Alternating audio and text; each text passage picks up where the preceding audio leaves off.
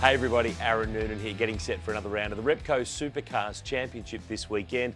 It's the Sandown Super Sprint in Melbourne, Victoria. Looking forward to getting the Supercars back in front of that big grandstand at the historic venue out in the southeast suburbs of Melbourne. Of course, it's a Super Sprint weekend coming up. One race on Saturday, two races on Sunday, and I've had a look at the Bureau of Meteorology. Looks like it's going to be a little bit damp for this weekend, but we've seen that before at Sandown over the years. It should be a really interesting weekend of racing. We're going to see the co-drivers in action for the Repco Bathurst 1000 in a Friday additional driver practice session, and then the main game drivers take their cars back for the rest of the weekend. Now, who's where, who's doing what does it all mean? Well, Sandown's been 888 country in the last few years. In fact, they've won every Supercars main game race from 2018 right through to last year in 2021, where Shane Van Gisbergen picked up the three-peat of wins, including the Saturday race win from 17th on the grid with that busted collarbone. Can he keep that streak alive? We're going to find out. He's got a streak going in this season as well.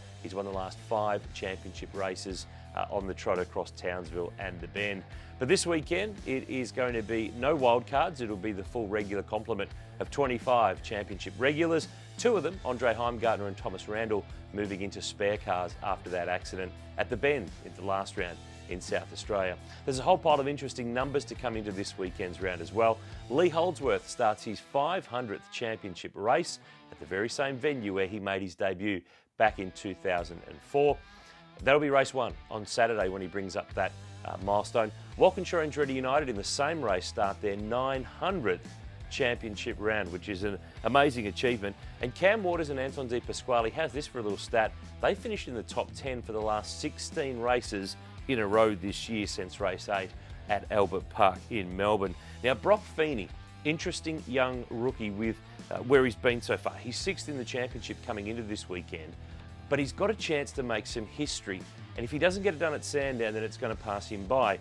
If he can win the Saturday race, he'll become the youngest driver in championship history to ever win a race. If he wins one of the races on Sunday, he'll tie the mark with Scott McLaughlin, who set it at Pukekohe back in 2013.